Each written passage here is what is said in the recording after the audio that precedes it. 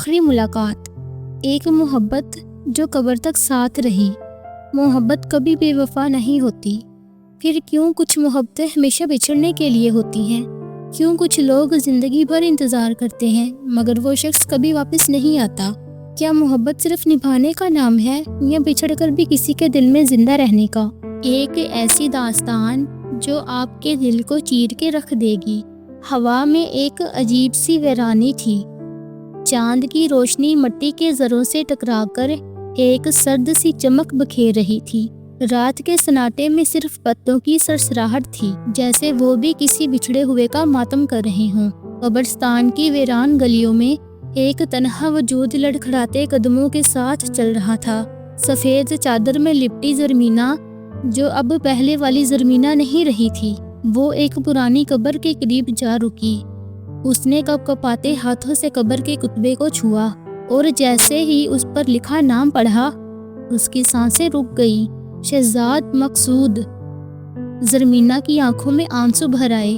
اس نے کانپتی آواز میں کہا، تم نے کہا تھا محبت کبھی ختم نہیں ہوتی شہزاد، مگر تم خود ختم ہو گئے۔ بارش ہونے لگی، جیسے آسمان بھی اس محبت کی قسمت پر رو رہا تھا۔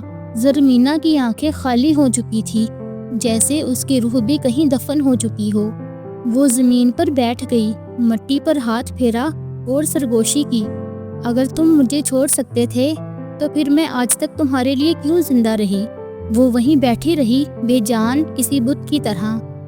مگر پھر اچانک ایک تیز ہوا چلی اور زرمینہ کا دماغ ماضی میں چلا گیا۔ زرمینہ اور شہزاد کی کہانی عام محبتوں جیسی نہیں تھی۔ یہ وہ محبت تھی جو راتوں کو جاگتی تھی، دل میں درد بن کر بسی رہتی تھی اور جسے دنیا کی کوئی طاقت ختم نہیں کر سکتی تھی۔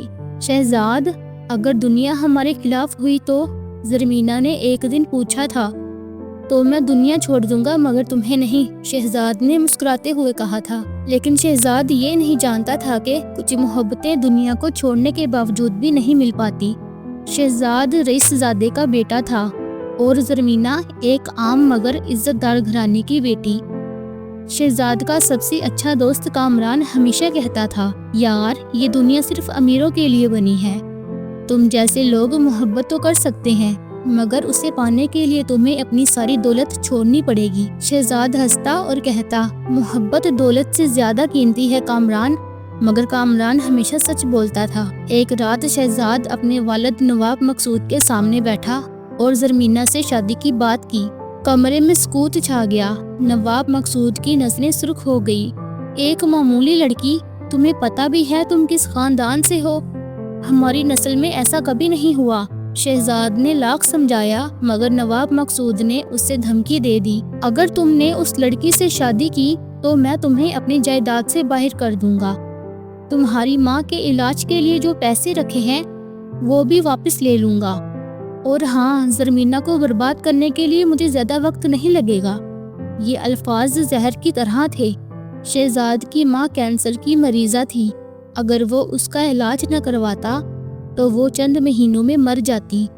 وہ زرمینہ کو کھونا نہیں چاہتا تھا، لیکن ماں کی جان بھی اس کے ہاتھ میں تھی۔ وہ ساری رات زرمینہ کی تصویریں دیکھتا رہا۔ آخر میں اس نے فیصلہ کر لیا، محبت قربانی مانگتی ہے اور مجھے وہ قربانی دینی ہوگی۔ اگلی رات شہزاد زرمینہ کے پاس گیا۔